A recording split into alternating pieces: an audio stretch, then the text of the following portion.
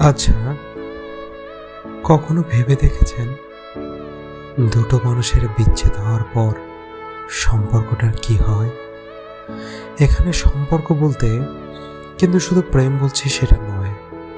বন্ধুত্ব, আত্মীয় অথবা অচেনা কারোর সাথে হুট করে আলাপ হওয়া সবকিছুই হতে পারে। তবে এই সব সম্পর্কের মধ্যে থাকে একটা স্নিগ্ধতা, একটা ভালোবাসা। তবে এখানে ভালোবাসা মানে শুধু প্রেমিক প্রেমিকার কথা বলছি না। ভালোবাসারও যে অনেক রূপ হয়, থাক সেসব অন্য কথা।